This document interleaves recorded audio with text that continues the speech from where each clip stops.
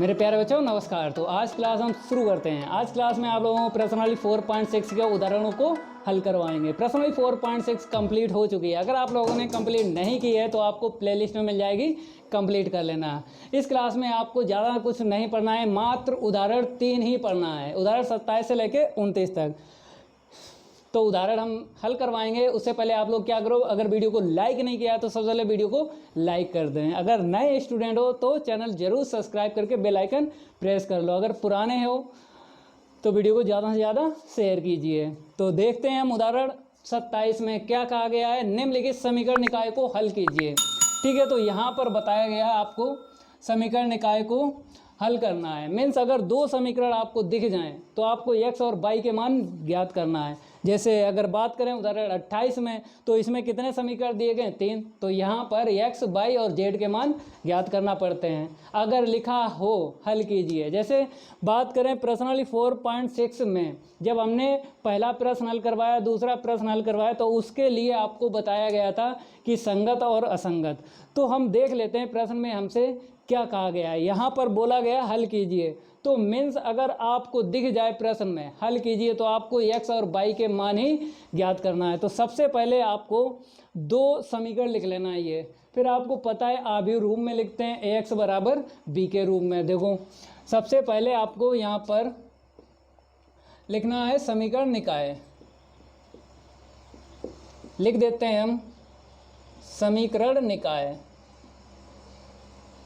देखो यहाँ पर दो हैं, 2x प्लस का 5y इक्वल 1। दूसरा समीकरण है 3x प्लस का 2y इक्वल 7। ठीक है, इसके बाद आपको क्या करना पड़ता है, हमने आपको बताया है जब प्रश्नावली 4.6 के प्रश्नों को हल करवाया क्या बताया था। ये जो समीकरण है, दो समीकरण दिए गए, इसको किस रूप में लिखना है? आव्यूह रूप में। x बराबर b के रूप में लिखना है आपको। तो यहाँ पर हम लिख देते हैं आव्यूह रूप। आव्यूह रूप ax बराबर b में लिखने पर, ठीक है, इसके बाद आपको पता है कि a को उस तरफ पहुंचा देते हैं। तो x बराबर क्या होगा? a inverse b। फिर आपको पता है इसके बाद हम आव्यूह बनाते हैं। x आव्यूह कैसे बनता है देख लेते हैं कि जो दो समीकरण दिए गए हैं उसमें कितने चर हैं? दो हैं, x और y। तो आपको यहाँ पर x और y लिखना है। फिर आपको पता है कि a आव्यूह हमें लिखना है। पहला स्तंभ x के गुणांकों से लिखा जाता है और दूसरा स्तंभ y के गुणांकों से लिखा जाता है। तो पहला अगर स्तंभ लिखना है तो x के गुणांकों से लिखा जाता है। तो समीकरण 1 में x का गुणांक कितना मिला? 2। समीकरण 2 में x का गुणांक कितना मिला? 3 मिला। तो ऐसे करके आपको स्तंभ पहला लिख देना है। फिर उसके बाद y के गुणांकों से दूसरा स्तंभ लिखना पड़ता है। देखो समीकरण 1 में y का गुणांक कितना मिला? 5 मिला। समीकरण 2 में y का गुणांक कितना मिला? 2 मिला। तो आव्यूह a ऐसे करके आपको लिख लेना है। फिर अब बात करते हैं आव्यूह b की। तो बराबर में जो संख्याएं हैं उन्हें लिख देते हैं। तो यहाँ पर 1 और 7 है तो यहाँ पर 1 7 लिख लो। इसके बाद समीकरण डालते हैं। ठीक है, इतना काम करने के बाद आपको पता है हम इसका मान निकालेंगे, व्युत्क्रम ज्ञात करेंगे। तो व्युत्क्रम ज्ञात कैसे होता है आपको फार्मूला पता हो, a inverse equal 1/mod a into adjoint है। तो हमें mod a का मान ज्ञात करना है, वो हमें सारणिक से मिलेगा। तो सबसे पहले आपको क्या करना है, यहाँ पे a बराबर लिख लेना है 25 32 ऐसे करके लिख लेना है। फिर आपको क्या करना है, सारणिक का मान ज्ञात करना है। तो आपको ये भी पता है कि आव्यूह को जब हम कन्वर्ट करते हैं सारणिक में तो ये ब्रैकेट किस में चेंज हो जाता है? 2 लाइनों में। ठीक है, ऐसे करके फिर आपको अवयव लिख लेना है 25 32। ठीक है, अब आपको पता है दो किरास दो कोटि का अगर सारणिक मिल जाए तो प्रसार कैसे करते हैं ये आपको पता है। जब इसका इसमें गुणा करेंगे तो आपको मिलेगा 4। फिर माइनस के बाद में इसका इसमें गुणा होता है, 3 5 15। तो अगर 15 में से 4 जाएंगे माइनस का 11 मिलेगा। तो सारणिक का मान हमें पता चला माइनस का 11 जो कि नॉट इक्वल 0 है। सारणिक का मान जो निकला है नॉट इक्वल 0 है। तो ये आव्यूह कैसा है? व्युत्क्रमणीय आव्यूह है। तो यहाँ पर आपको लिख देना है व्युत्क्रमणीय, इतना लिखो। अगर आव्यूह नहीं लिखते हो कोई दिक्कत नहीं है, क्योंकि व्युत्क्रमणीय आव्यूह है, क्योंकि साड़ी का जब मान निकाला तो नॉट इक्वल 0 आया, तो आपको पता चल गया व्युत्क्रमणीय आव्यूह। अगर साड़ी का मान 0 आता तो अव्युत्क्रमणीय आव्यूह होता।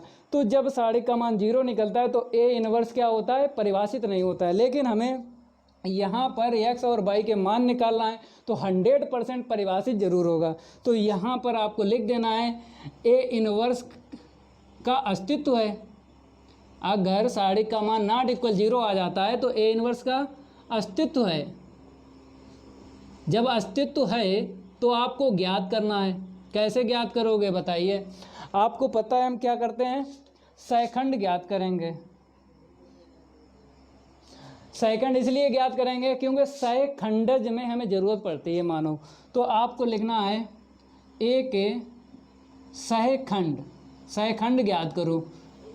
क्योंकि फार्मूला आपको पता है तो आप बता सकते हो हमें किसका किसका मान चाहिए होता है। एडजॉइंट ए, ठीक है। तो हमें साड़ी का मान चाहिए था तो हमने निकाला, फिर हमें एडजॉइंट ए, इसका मतलब है एडजॉइंट क्या बोलते हैं, सहखंडज। तो सहखंडज हमें आव्यूह ए का ज्ञात करना है, लेकिन उससे पहले आपको सहखंड ज्ञात करना है। आव्यूह ए के सहखंड आपको पता है 4 अवयव हैं, तो पहला अवयव 2 का जब निकालोगे सहखंड तो आपको सिंबल का यूज करना है। C11, फिर C12, फिर C21, फिर C22, ये तो जानते हो। और चिन्हों का यूज करते हैं सहखंड में, आपको पता है। प्लस हो गया, माइनस माइनस फिर प्लस।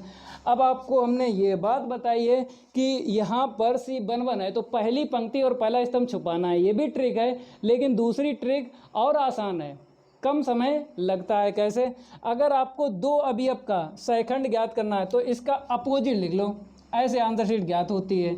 अब देखो 5 अवयव का सहखंड ज्ञात करना है, इसका अपोजिट क्या है, 3, आपको लिख लेना है। ऐसे करके ये भी ट्रिक है और छुपाने वाली भी विधि है। अब आ जाइए यहाँ पर 3 अवयव का सहखंड ज्ञात करना है। 3 अवयव का क्या ज्ञात करना है, सहखंड। तो इसके अपोजिट क्या है, 5, तो आपको लिख लेना है। तो 3 अवयव का सहखंड पता चल गया। अब देखो 2 अवयव का सहखंड ज्ञात करना है तो इसका अपोजिट लिख लो।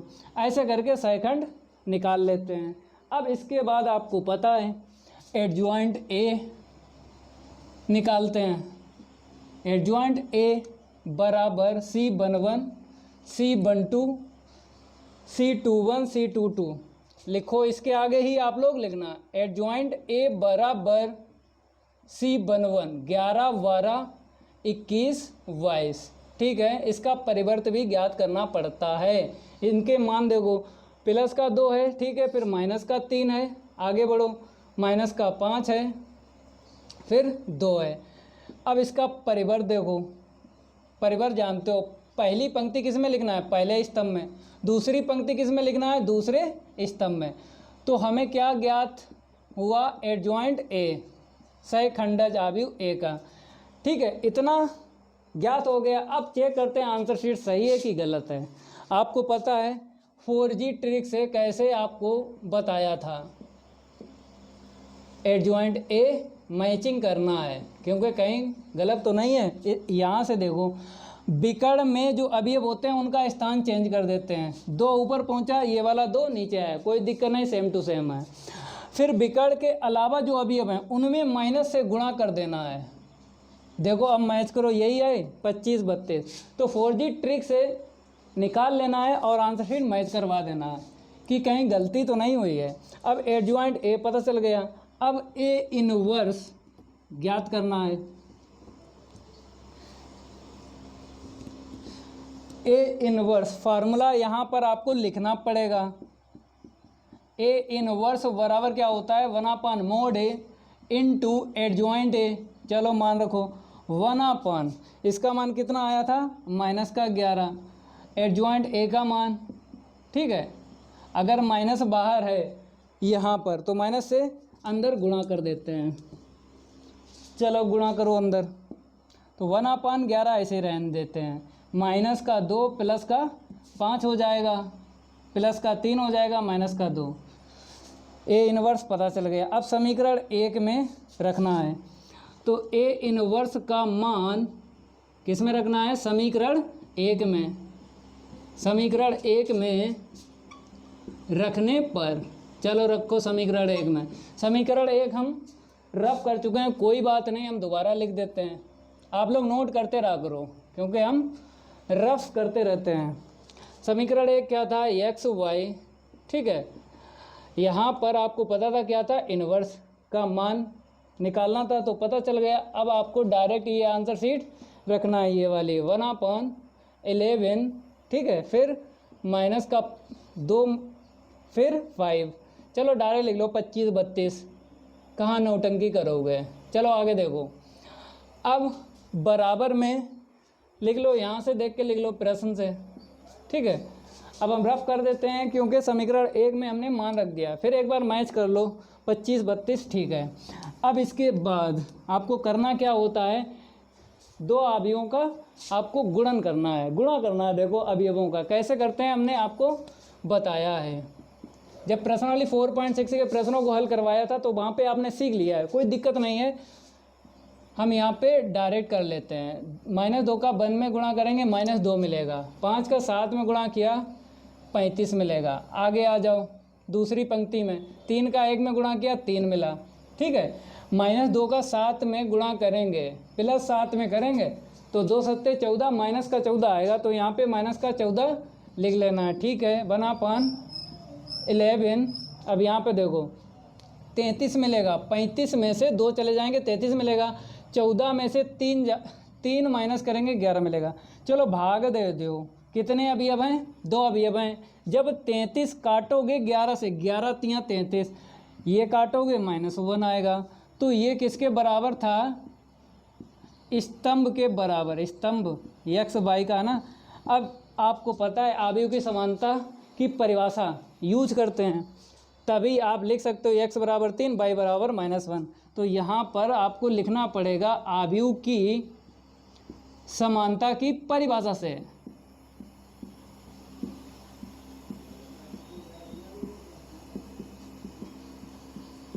लिख लो, डायरेक्ट लिख लो, x = 3 y = -1। देखो सामने आमने सामने लिखा जाता है, तो x के सामने क्या है 3 है, y के सामने -1 है, लिख दिया। अतः करके लास्ट में लिख दो, अतः का आधा नंबर होता है, तो आपको ऐसे करके लिख देना है x = 3 y = -1। ये आंसर शीट आई है, तो आंसर शीट गलत है कि सही है, कैसे चेक करोगे, किसी समीकरण में रख के। 2 समीकरण है, एक समीकरण में आपको रख लेना है, चाहे समीकरण 1 में रखो चाहे 2 में रखो, LHS में रखेंगे। चलो हम ये तो हो गया कंप्लीट, लेकिन रफ कार्य जरूर करना है, ठीक है। जब भी पेपर में प्रश्न आ जाए तो x y z के मान जरूर चेक कर लेना। कभी कभी क्या होता है, x का मान सही आया, y का मान सही आया, z का मान गलत आ गया। कभी कभी x और z के मान सही आएंगे, y का मान गलत हो जाएगा। पेपर की बात कर रहे हैं तो नंबर कट जाएंगे, इसीलिए रफ कार्य से चेक करके बता सकते हो कि जो भी आंसर शीट आई है सही है कि गलत है। चलो LHS ले लो, कोई सा समीकरण ले सकते हो। चलो पहला ही ले रहे हैं, इस बार हम 2 ले रहे हैं, दूसरा, क्योंकि जब प्रश्नावली 4.6 के प्रश्नों को हल करवाया तो पहले समीकरण लिया था। चलो यहाँ पे दूसरा ले लेते हैं, ठीक है। अब मान रखो, जब x का मान यहाँ पे डालोगे तो 3 त्रिका 9, y का मान यहाँ पे डालोगे -2 मिलेगा, हल करोगे 7 मिला, RHS आ गया ना। तो ये आंसर शीट सही है, ऐसे करके चेक कर लेना रफ कार्य से। अब आगे देखो, उदाहरण कौन सा है, 28। उदाहरण 28 में x y z के मान निकालना है, क्योंकि उसमें 3 समीकरण दिए गए हैं। तो 3 समीकरण दिए गए हैं और बताया भी है अवयव विधि से हल कीजिए। तो यहाँ पर क्या लिखा, हल कीजिए। उदाहरण जो हमने 27 हल करवाया था उसमें भी हल कीजिए लिखा था, तो हल कीजिए जब भी लिखा होता है तो x y के मान ही निकालना पड़ते हैं। चलो उदाहरण 28 की बात करते हैं। सबसे पहले समीकरण निकाय लिख लो, समीकरण निकाय लिख लो। समीकरण निकाय 3 है। पहला समीकरण देखो, 3 2 3 2 3, ऐसे करके पढ़ के लिखो तो इसमें भी कम टाइम लगेगा। 3 2 3, ठीक है। और माइनस माइनस है वो हमने बताया था दिमाग में रखना है। अब देखो 2 1 1 तो हमने 2 1 1, ठीक है, ऐसे करके लिखना है। फिर 4 3 2 4 3 2 ऐसे करके लिखो। इसके बाद आपको पता है आभी रूप में लिखना है, ठीक है, जैसा ये बताया ना उदाहरण 27, सेम टू सेम ऐसा ही है, क्योंकि यहाँ पर ज़्यादा नहीं है, जेड का मान और निकालना है। आभी रूप में लिखो, आभी रूप ax बराबर b, आभी रूप में लिखने पर, आभी रूप में लिखने पर, चलो a को उस तरफ फेंको। जब a को उस तरफ फेंक देंगे तो a इनवर्स बन जाएगा। अब आपको आव्यूह बनाना है। यहाँ पर x आव्यूह बनाना है, फिर यहाँ पर a आव्यूह बनाना है, यहाँ पे b आव्यूह बनाना है। देखो कैसे, x आपको पता है चर, यहाँ पे देख लेते हैं कितने हैं, 3 हैं, तो x y z आपको लिख लेना है। फिर इसके बाद आपको a आव्यूह लिखना है।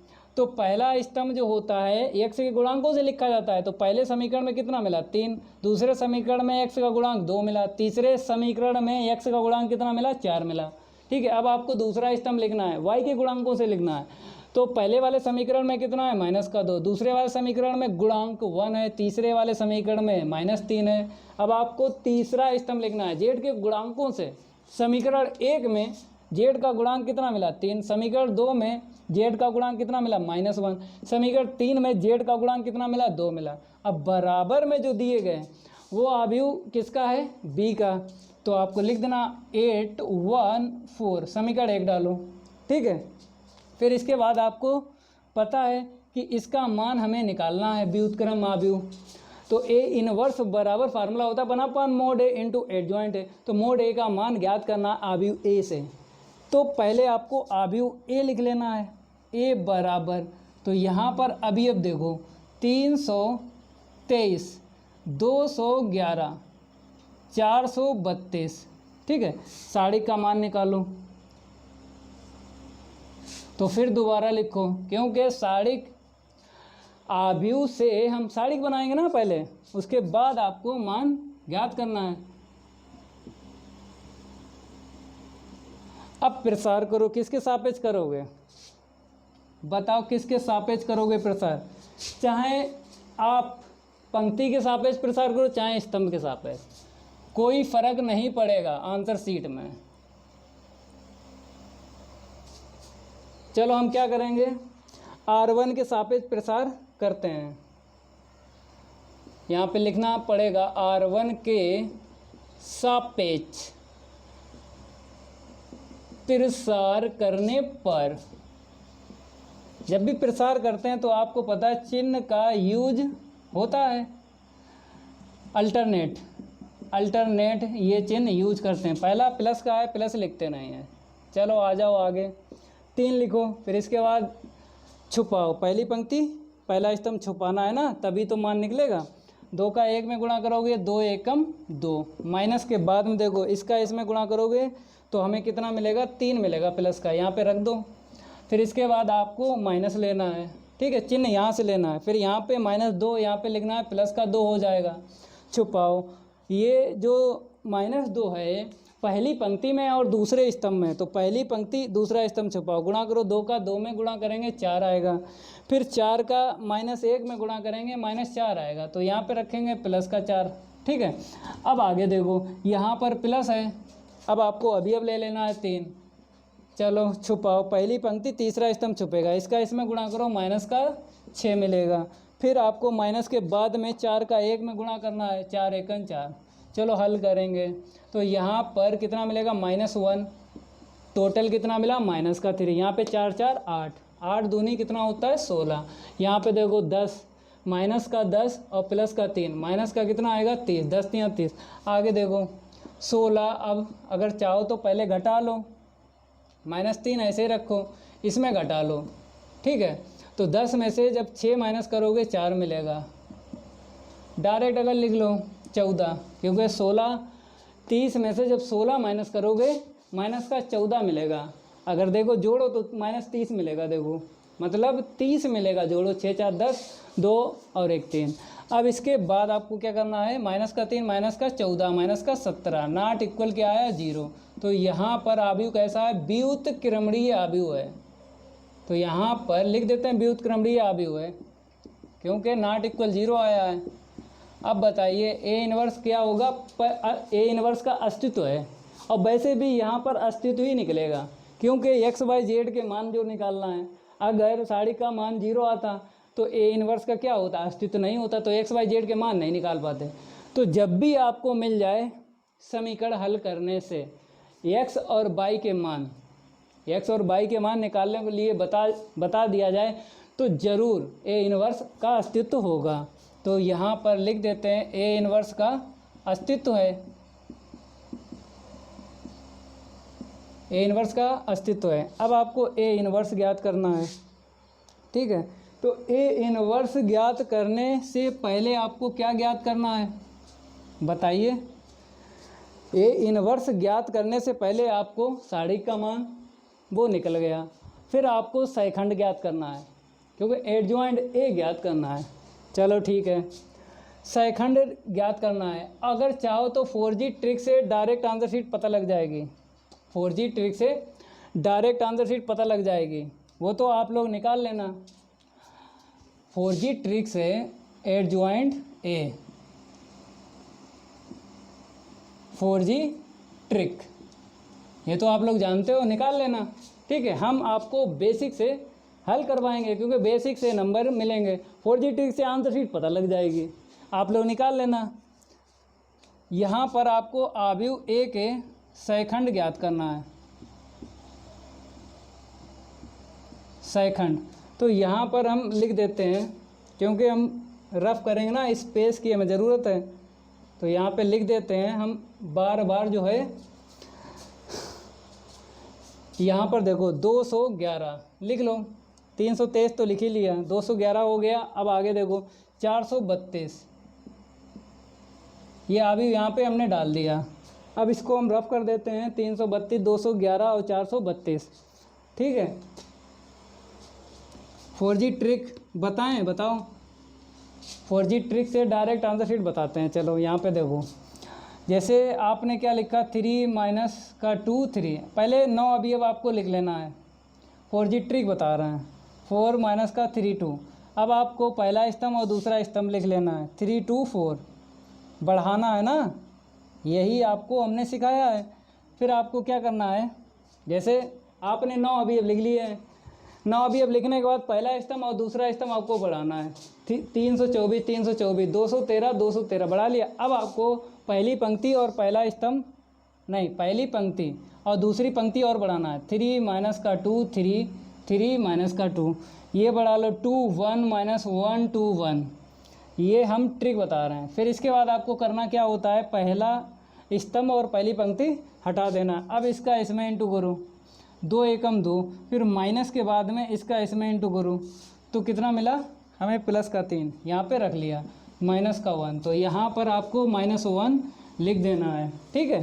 फिर आगे आ जाइए, इसका इसमें गुणा करो तो -9 मिलेगा, इसका इसमें गुणा करेंगे, माइनस के बाद अब में आपको लिखना है, तो माइनस का कितना मिला, 2 दूनी 4, तो +4 हो गया। हल किया, -5, तो यहाँ पर आपको -5 लिख लेना है। ये हम इसलिए निकाल रहे हैं क्योंकि अगर सहखंड ज्ञात करोगे, कहीं ना कहीं अगर मिस प्रिंट हो जाएगी तो आंसर शीट तो पहले से पता रहेगी आपको, तो ऐसा करके पेपर में निकालना है। -1 का -2 में इंटू करेंगे, 2 मिलेगा, माइनस के बाद में 1 का 3 में गुणा करो तो 3 मिला, प्लस का यहाँ पे रख लिया। अब 3 में से 2 जाएंगे, -1 मिलेगा, तो यहाँ पर आपको लिख लेना है -1। आगे बढ़ो, अब इसका इसमें इंटू करो, -4 मिला, माइनस के बाद में इसका इसमें इंटू करो तो 2 दूनी 4, ठीक है।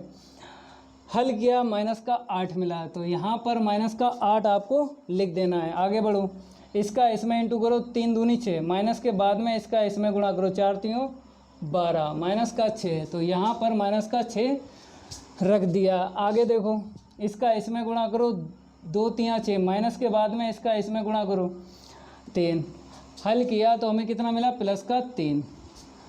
अब देखो आगे, इसका इसमें गुणा करो माइनस का 6, माइनस के बाद में इसका इसमें गुणा करो 4, माइनस का 6 माइनस का 4 माइनस का 10 मिला। फिर आगे देखो, इसका इसमें गुणा किया माइनस का 8 मिला, माइनस के बाद में इसका इसमें गुणा करो तो माइनस का 9 मिलेगा, मीन्स यहाँ पे रखोगे प्लस का 9, हल करोगे तो कितना मिलेगा, 1 मिलेगा। चलो आगे बढ़ो, इसका इसमें गुणा करो 3 एकम 3, माइनस के बाद में इसका इसमें गुणा करो माइनस का 4, यहाँ पे रखोगे प्लस का 4, हल करो 7 मिला, तो यहाँ पर आपको क्या रख देना है, 7। ठीक है, ये ट्रिक से हमने एडजॉइंट ए ज्ञात कर लिया। अब आपको बेसिक से सिखाएंगे, क्योंकि 4G ट्रिक से आंसर शीट पता लग जाती है, लेकिन नंबर किससे मिलेंगे, बेसिक से। तो बेसिक आपको पता है कैसे निकालते हैं, सेकंड निकालो तो C11 प्लस का, ठीक है, हम पहले लिख देते हैं 11 12 13, ठीक है, पहली पंक्ति के हम सेकंड ज्ञात करेंगे 11 12 13। तो यहीं पे अगर चाहो तो हल हो जाएगा, यहाँ पर हल हो जाएगा, यहाँ पर हल हो जाएगा। अब यहाँ पे लिख देते हैं 21, फिर 22, फिर 23, पहले हम लिख देते हैं उसके बाद ज्ञात करेंगे। अब यहाँ पे आ जाओ, 31, फिर 32, फिर 33। और आपको पता है ये सेकंड में क्या होता है, चिन्हों का यूज होता है, लेकिन 3 क्रॉस 3 अगर कोटि का आव्यूह है तो आपको ट्रिक पता है, अल्टरनेट प्लस से स्टार्ट करते हैं, प्लस माइनस फिर अल्टरनेट लिखते रहते हैं, प्लस माइनस प्लस, यहाँ पे देखो प्लस माइनस प्लस, फिर यहाँ पे माइनस आएगा 2 1, ठीक है, ऐसा करके देख लेते हैं, अगर गलती भी हो जाती है, प्लस माइनस, यहाँ से देखो प्लस माइनस प्लस, फिर माइनस प्लस, फिर यहाँ पे क्या आएगा, माइनस आएगा, प्लस माइनस प्लस, ठीक है। अब देखो पहली पंक्ति पहला स्तंभ कहाँ गया, अभी यही तो है, पहली पंक्ति पहला स्तंभ छुपाना है, तो 11 32 आपको लिखना है, 11 32, ठीक है, हल करो, गुणा करो, 2 एकम 2 माइनस के बाद 3, हल करो माइनस का 1 मिला, ठीक है। अब आ जाओ पहली पंक्ति दूसरा स्तंभ, पहली पंक्ति और दूसरा स्तंभ छुपाना है, तो 21 42 लिखना है। अब माइनस है ना, आपको यूज करना है, गुणा करो 2 दूनी 4, ठीक है, माइनस के बाद में इसका इसमें गुणा करो प्लस का 4, हल करो माइनस का 8, तो माइनस का 1 माइनस का 8, देखो मैच हो रहा है। अब देखो पहली पंक्ति तीसरा स्तंभ छुपाओ, तो 21 43 आपको लिखना है, यहाँ पे क्या लिखना है, 21 43, ठीक है, पहली पंक्ति तीसरा स्तंभ 21 43। अब आपको गुणा करना है, 3 दूनी 6, माइनस का 4 आएगा, हल करो माइनस का 10, तो वहाँ पर देख रहे हो आप लोग माइनस का 1 माइनस का 8 माइनस का मैच हो रहा है, तो इसीलिए 4G ट्रिक बताई है। अब देखो दूसरी पंक्ति पहला स्तंभ, तो दूसरी पंक्ति और पहला स्तंभ छुपाना है 23 32, तो यहाँ पर लिखना है 23 32, हल करो, 2 दूनी 4 आएगा माइनस का, माइनस के बाद में 3 का 3 में गुणा करोगे, और लेकिन माइनस का 9 आएगा, क्योंकि माइनस 3 है ना, तो माइनस माइनस क्या हो जाएगा, प्लस हो जाएगा, हल करो, तो यहाँ पर अगर निकालें 9 में से 4 गया प्लस का 5, लेकिन बाहर माइनस है तो माइनस का 5 निकलेगा, तो देखो माइनस 5 निकला है, ठीक है। 2 2 दूसरी पंक्ति दूसरा स्तंभ छुपाना है, तो 33 42 आपको लिख लेना है, 33 42, हल करो इसे, 2 3 6 माइनस 4 3 12, माइनस का 6 निकलेगा, देखो वहाँ पर माइनस 6 ही निकला है, ठीक है। दूसरी पंक्ति तीसरा स्तंभ छुपाओ, दूसरी पंक्ति तीसरा स्तंभ, तो 32 43 आपको लिख लेना है, यहाँ पर 32 43। अब आपको गुणा करना है, 3 तिरका 9 माइनस का आएगा, माइनस के बाद में इसका इसमें गुणा करोगे तो 8 आएगा माइनस का, माइनस माइनस प्लस का 8, तो अगर माइनस 9 में से प्लस 8 माइनस करेंगे माइनस 1 मिलेगा, और माइनस बाहर है तो प्लस का 1, तो वहाँ पर मैच कर लो, मिल गया, ठीक है। तीसरी पंक्ति पहला स्तंभ छुपाओ, तीसरी पंक्ति पहला स्तंभ। 23 11, तो आपको ऐसा करके लिखना है 23 11 गुणा करो, इसका इसमें गुणा करोगे 2 मिलेगा प्लस का, माइनस के बाद में इसका इसमें गुणा करो तो हल करो माइनस का 1, देखो -1 मिला, ठीक है। तीसरी पंक्ति दूसरा स्तंभ, तीसरी पंक्ति दूसरा स्तंभ छुपाओ, 33 21 आपको लिखना है। क्या लिखना है? 33 21। अब गुणा करो, माइनस का 3 माइनस का 6, तो हमें प्लस का 9 मिलेगा। वहाँ पे 9 है, देखो 3 आ रहा है, कहीं ना कहीं मिसप्रिंट हो गई है। देखो कहाँ पे मिसप्रिंट हुई, या तो वहाँ पर 4G ट्रिक में मिसप्रिंट हुई या यहाँ पर हुई। तीसरी पंक्ति दूसरा स्तंभ छुपाना, तीसरी पंक्ति दूसरा स्तंभ, 33 21। देख लेते हैं, आबियो सही लिखा, 3 - 2 3, 2 1 माइनस का 1, 4 माइनस का 3 2, ये तो सही, वहीं पे मिसप्रिंट आई होगी, ठीक है, देख लेंगे बाद में। वहाँ पे 9 है,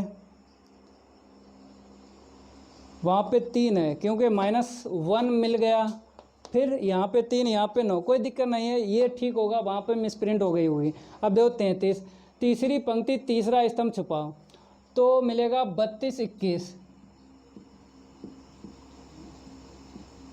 3 मिलेगा प्लस का, और प्लस का कितना मिलेगा 4, देखो 7 मिला वहाँ पे, ये सही है। देख लेना, यहाँ पर 3 आया और यहाँ पर कितना आया 9 आया है, तो हम 9 लेके चलेंगे, बाद में देख लेंगे। तो हमें मान तो पता चल गए, और ये जो साड़ी का मान निकला है वो यहाँ पे लिख लेते हैं, क्योंकि बाद में हमें ज़रूरत पड़ेगी। माइनस का 17 आया है, एडजॉइंट ए का मान निकल आया। तो यहाँ पर एडजॉइंट ए का मान निकल आया, लेकिन आपको रखना पड़ेगा एडजॉइंट ए, सहखंडज किसका? आव्यूह ए का। परिवर्त ज्ञात करना है किसका? 11 12 13 21 22 23 31 32 33।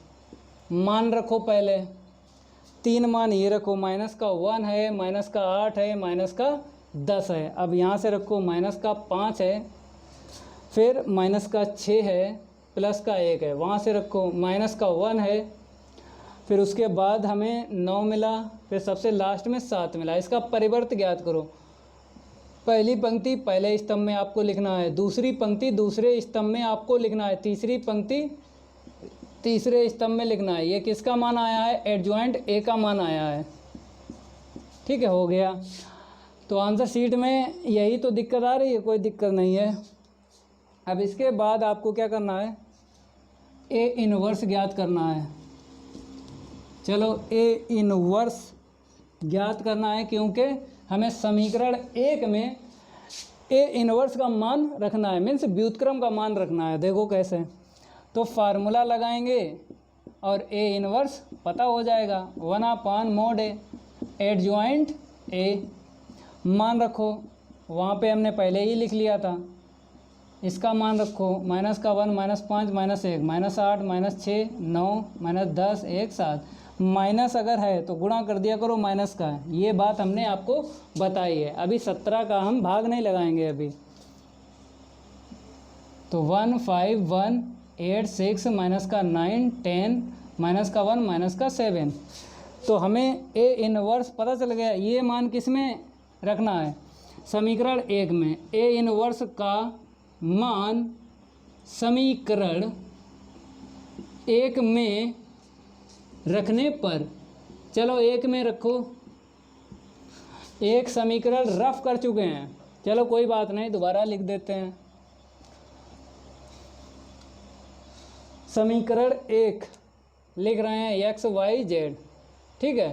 फिर आपको पता है यहाँ पे क्या था? A inverse. इसका मान आपको यहाँ पे रखना है, क्योंकि निकाल लिया ना, 1/17। थोड़ा हमें साफ साफ लिख देना है, क्योंकि आपको कोई दिक्कत ना आए।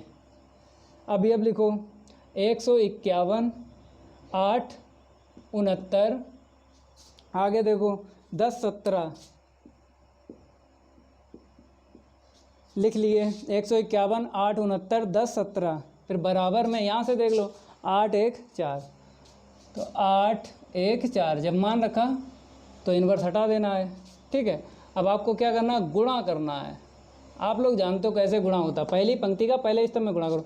1 का 8 में किया प्लस का 8 मिला, 5 का 1 में करेंगे प्लस का 5 मिलेगा, 1 का 4 में गुणा किया प्लस का 4 मिला, 8 का 8 में गुणा किया कितना मिला 64, 6 का 1 में गुणा किया प्लस का 6 मिला, -9 का 4 में गुणा किया माइनस का 36 मिला, 9 चौक 36। आगे देखो 10 का 8 में गुणा किया हमें प्लस का 80 मिला, -1 का 1 में इंटू गया -1 मिला, -7 का 4 में इंटू गया माइनस का 28 मिला। ठीक है, अब रफ कर देते हैं यहाँ पे। जैसे यहाँ पर हमने आपको बताया -9 आया है और यहाँ पर क्या आया था 4G ट्रिक से 3। अगर आंसर शीट मैच नहीं करेगी तो देख लेंगे। पहली बात वो गलत हो सकता है, ये नहीं, ये क्योंकि बेसिक से हमने निकाला है, वहाँ पे थोड़ी बहुत मिसप्रिंट हो गई होगी। चलो देखते हैं, तो 1/17। अब यहाँ पर कितना मिलेगा, 8 5 13 4 17। यहाँ पे देखो घटा दो माइनस का 30, 64 में से जब माइनस का 30 करोगे 34 मिलेगा। ठीक है, तो यहीं पर क्या था, मिसप्रिंट था, क्योंकि सही है 7 का भाग चला जाएगा, 17 का भाग चला जाएगा इसमें। यहाँ पे देखो इसे जोड़ लो, माइनस का 29, 80 में से घटा लो, 10 में से 9 गया 1 मिलेगा, 7 में से 2 गया 5 मिलेगा। ठीक है, अब आपको भाग लगा देना है, 17 का भाग लगाओ। पहले अवयव में लगाएंगे 17 1 17, दूसरे अवयव में लगाएंगे 17 दूनी 34, तीसरे में 17 3 51। ये किसके बराबर चल रहा था, XYZ। लिखो XYZ के मान निकालना है ना, तो आमने सामने बराबर कर देना है, लेकिन आपको लिखना पड़ेगा अवयव की समानता की परिभाषा से। तो यहाँ पे लिखना आपको पड़ेगा अवयव की समानता की परिभाषा से।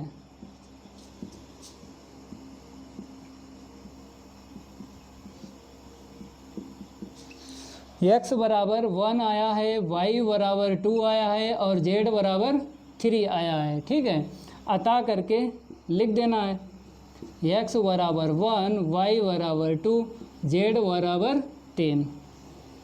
हो गया ये। ठीक है, अब रफ कार्य से आंसर शीट चेक करो, सही आई है कि गलत आई है। किसी भी एक समीकरण में आपको रख लेना है LHS में। ठीक है, तो हम क्या क्या यहाँ पे रफ कर दें, ये भी रफ कर दें और ये भी रफ कर दें। चलो रफ कार्य, एक समीकरण ले लो, यहाँ पे कौन सा ले ले, चलो तीसरा ले लेते हैं, कोई सा ले लो आपकी मर्जी है। तो हमने ये समीकरण ले लिया तीसरा, आंसर शीट हमें क्या निकालनी है 4। अगर 4 आ गई तो XYZ के मान सही हैं। मान रखो जब x का मान यहाँ पे डाला, x का मान यहाँ पे डाला तो हमें 4 मिला, y का मान यहाँ पे डाला तो 6 मिला, z का मान यहाँ पे डाला तो प्लस का 6, काट दो +6 -6, आंसर शीट कितनी आई 4। किसी एक समीकरण में चेक कर लेना है, आंसर शीट आ गई ना RHS की। तो XYZ के मान कैसे हैं, सही है। अगला देखो उदाहरण लास्ट, किस में दिया है, हिंदी में दिया है, कोई दिक्कत नहीं है, पढ़ लेते हैं। समीकरण बनाना है, बता रहे, इसे हम रफ कर देते हैं, फिर आपको बता रहे हैं कैसे करना है। हिंदी में दिया गया है, कोई दिक्कत नहीं है। प्रश्नावली 4.6 की अगर बात करें तो प्रश्नावली 4.6 जब हमने प्रश्नों को हल करवाया तो लास्ट प्रश्न हिंदी वाला था।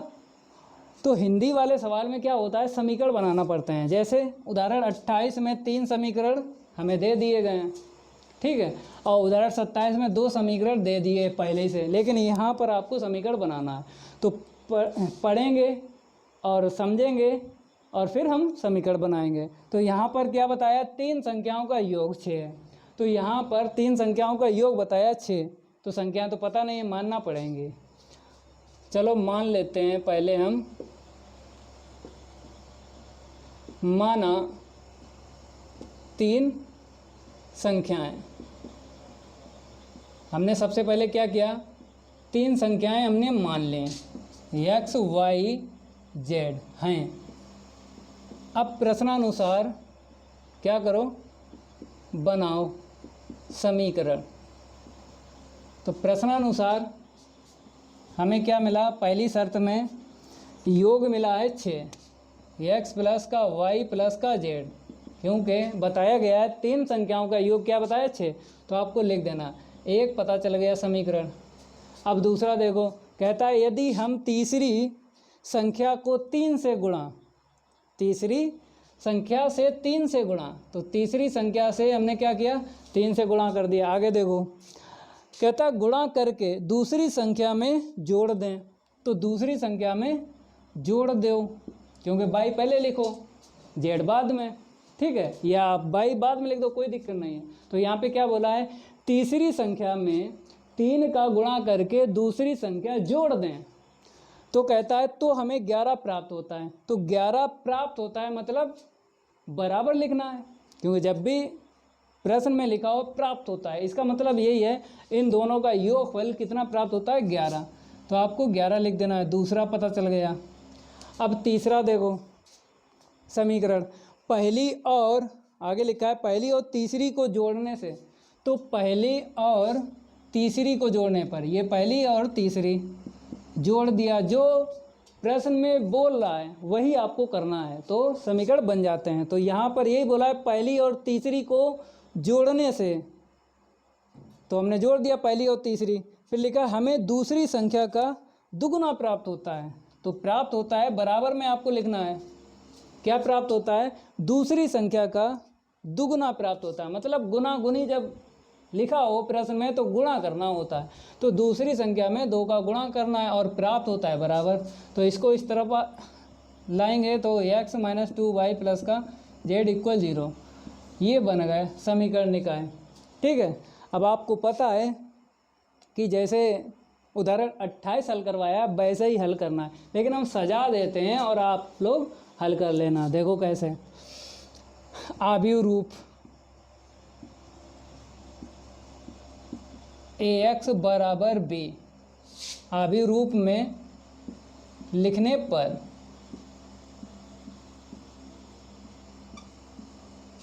चलो लिखो आव्यूह रूप में, तो पहले a को उस तरफ फेंक देते हैं, यहाँ पर आव्यूह x लिखना है, तो चर देख लो 3 है x y z, ठीक है, लिख गया।